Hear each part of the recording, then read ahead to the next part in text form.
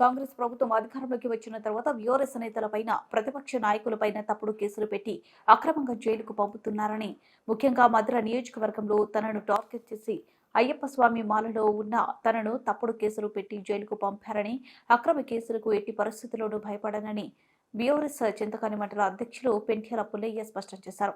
ఖమ్మంలో మంగళవారం సాయంత్రం జరిగిన బీఆర్ఎస్ జిల్లా ముఖ్య నాయకులు సమావేశంలో పెంట్యాల పుల్లయ్య భావోద్వేగంగా ప్రసంగించారు. తనపై పెట్టిన కేసును తనను జైలుకు పంపిన విధానాన్ని గుర్తించి వివరించారు. మధుర నియోజకవర్గ MLA deputy CM Bhatti Vikramarka సతీమణి తనను లక్ష్యంగా చేసుకుని తప్పుడు కేసులతో జైలుకు పంపారన్నారు. కాంగ్రెస్ ప్రభుత్వం చేసే అరాచకాలకు భయపడనని స్పష్టం చేశారు. తను నిబద్ధత కలిగిన కమ్యూనిస్టు పార్టీ నుంచి రాజకీయాల్లో ప్రాతినిధ్యం వహించి అన్న ఎన్టీఆర్ స్ఫూర్తితో టీడీపీలో చేరానని, తర్వాత కేసీఆర్ ఉద్యమ స్ఫూర్తితో బీఆర్ఎస్ లో చేరానన్నారు. బీఆర్ఎస్ లోనే రాష్ట్ర ప్రజలకు న్యాయం జరుగుతుందని పుల్లయ్య వివరించారు. సుమారుగా 1 సంవత్సరం అవుతుంది, కానీ ఇంతవరకు జిల్లా పార్టీ మీటింగ్ అని ఇంకొక రకంగా జరగలేదు. కానీ ఈ కాంగ్రెస్ పార్టీ అధికారంలోకి వచ్చిన తర్వాత మధుర నియోజకవర్గంలో అంటే అందరికి అదే ఇబ్బందులు ఉన్నాయి. కానీ మా దగ్గర భట్టి విక్రమార్క మమ్మల్ని టార్గెట్ చేస్తూ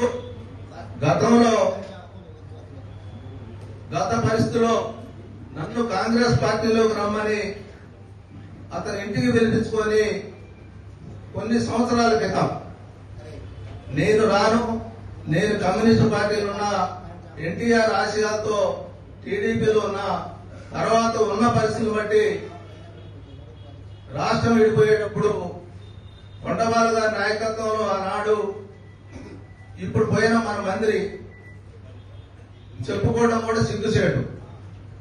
కాబట్టి కాంగ్రెస్ లోకి వెళ్ళాడు. కానీ ఆనాటి నుంచి కేసీఆర్ గారి నాయకత్వంలో మన రాష్ట్రం బ్రహ్మాండంగా అభివృద్ధి చెందింది. ఎందుకంటే ఇది ఓపెన్. దీన్ని కేటీఆర్ గారి నాయకత్వంలో ప్రపంచంలో ఎవరు చేయలేని పనులు కేసీఆర్ గారి నాయకత్వంలో ఇప్పుడున్న మంత్రులందరూ కూడా బ్రహ్మాండంగా భారతదేశంలోనే ఏ రాష్ట్రంలో చేయని పనులు మన ముఖ్యమంత్రి గారు చేయడం జరిగింది, అన్ని వర్గాలకి అందరికీ. కానీ ఆనాడు కారులు వేసుకొని తిరిగి ఎంజాయ్ చేసి ఎన్నో రకాలుగా అనుభవించిన వాళ్ళు ఓడిపోగానే వాళ్ళు ఏడున్నారో మాకు తెలియదు.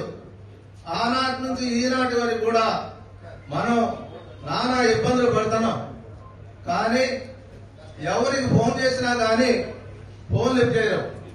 ఎందుకంటే మా స్వార్థం కోసం కాదు, మా స్వలాభం కోసం కాదు, మీ స్వార్థం కోసం, మీ స్వలాభం కోసం కేసీఆర్ అడ్డం పెట్టుకొని ఆనాడు మీరు తిరిగారు, మీరు చేసుకున్నారు.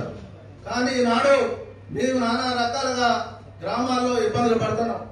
కాబట్టి ఒకరోజు మళ్లీ కూడా నేను పదగారు చెప్పేది ఏంటంటే, కేసీఆర్ గారు కానీ, కేటీఆర్ గారు కానీ, హరీష్ రావు గారు ముఖ్య నాయకులతో, అందరూ కాకుండా మండలాల వైద్యుల ముఖ్య నాయకులతో సమావేశం ఏర్పాటు చేసి మా అందరి మనోభావాలు చాలా ఇబ్బందుల పరిస్థితులు ఉన్నాయి కాబట్టి మీటింగ్ ఏర్పాటు చేయాలని చెప్పి కోరుకుంటూ, ఈ భట్టి గారు మా మీద కసిపట్టి ఇప్పటికీ మా మీద ఎన్నో రకాల విషయాలపైన, ముఖ్యంగా మా విలేజ్ లో అట్లానే లచ్చగూడెం గ్రామంలో కూడా గతంలో 144 సెక్షన్ ఉన్నా కానీ వాళ్ళ గ్రామం వాళ్ళు 2 వాటితో ఓడిపోతే నేను ఒక మండల పార్టీ ప్రెసిడెంట్ గా అక్కడ వెళ్ళడం జరిగింది. కానీ నేను అప్పటికన్నా 144 సెక్షన్ ఉంది వద్దని చెప్పినా కానీ అక్కడ వాళ్ళు సరే ఓడిపోయిన బాధతోటి ధర్నా చేశారు. కానీ ఒక 10 నిమిషాల్లో బయటకు వెళ్ళిపోయాను. అయినా దాంట్లో కూడా నన్ను నిర్మించారు. మళ్ళీ మొన్న ఒక రైతు విషయంలో, అది కూడా మా పార్టీ కాదు, కాంగ్రెస్ పార్టీ ఓటేసిందని చెప్పిండు అక్కడ వీడియోలో కూడా, మన పార్టీ కాదు. అయినా కానీ అక్కడ కాంగ్రెస్ నాయకుడు స్వార్థాల కోసం, డబ్బుల కోసం కొన్ని విషయాలకు వాళ్ళకు తేడా వస్తే వాళ్ళ సొసైటీ వాళ్ళు కూడా 90% వాళ్ళ పార్టీకి సంబంధించిన వాళ్ళు ఉన్నారు. కానీ ఆ భూమిని ధ్వంసం చేస్తుంటే నా దగ్గరకు వచ్చి అన్నా ఇటు సంగతి ఇచ్చామంటే నేను మానవత్వంతో పోయిన తప్ప మా పార్టీ కాదు, మన పార్టీ కాదు అతను. కానీ నేను అక్కడ ఎంఆర్ఓ దగ్గర పోయిన తర్వాత అక్కడ బట్టి వారే మళ్ళీ ఫోన్ చేసి పోవడానికి లేదని చెప్పి వాళ్ళు ఇబ్బంది పెడితే అక్కడ ఆత్మహత్య చేసుకోవడం జరిగింది. దానికి కూడా నన్ను కేసులో పెట్టారు. ఇంకోటి మొన్న కూడా లచ్చగూడెం విషయంలో కూడా నేను ఒక మండల పార్టీ ప్రెసిడెంట్ గా ప్రసాద్ గాని హనుమంతరావు గాని ఇంటి సంగతి అని చెప్తే ఆ కేసులో ఆ శనివారం రోజు స్టేషన్ బెయిల్ సంతకానికి వెళ్ళింది. నేను ఆ రోజు మధ్యలో నేను పోయి సంగతాన్ని ఏడీ గారికి ఎస్ఐ గారికి చెప్పి ఎమ్మటి వెళ్ళిపోయింది సంతకం పెట్టడానికి. కానీ నాకు దాంట్లో సంబంధం లేదు. అయినా కానీ నేను మాల్లో ఉన్నా. ఆ మాల్లో ఒక సిఐ అతన్ని ఎట్టి పరిస్థితులు మళ్ళీ మాట్లాడదాం. పోలీస్ అనేది ఒక ఏజెంట్ గా పనిచేస్తుంది కాంగ్రెస్ పార్టీకి. అక్కడ బట్టి భార్య కూడా ఏజెంట్ పనిచేస్తున్నారు. కాబట్టి మనం వచ్చే అధికారం ఖచ్చితంగా వస్తాం. నన్ను ఇంటికి వచ్చి మాల్లో ఉన్నా కానీ గల్లా బట్టి కింద కూర్చి కింద పడేసి మా బిడ్డ మా వాళ్ళు అందరూ వచ్చినా కానీ వాళ్ళని నెట్టేసి అక్కడి నుంచి 200 కిలోమీటర్లను దింపారు. అప్పుడు మన మదన పోయిన తర్వాత కమలరాజు గారు వచ్చారు.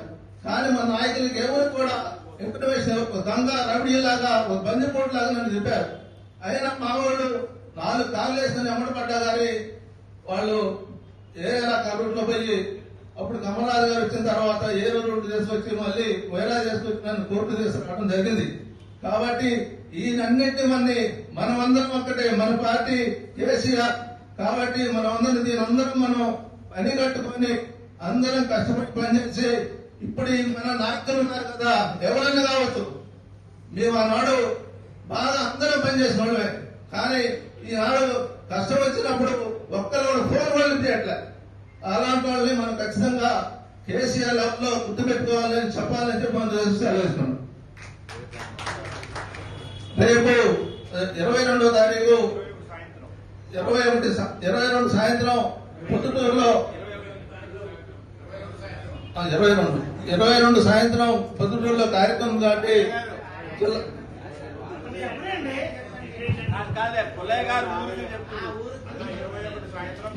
మా మండలం నుంచి కూడా 21 అందుబాటులో ఉన్న 3-4 గ్రామాలని ఖమ్మం పంపించడానికి ప్రయత్నం చేస్తాం.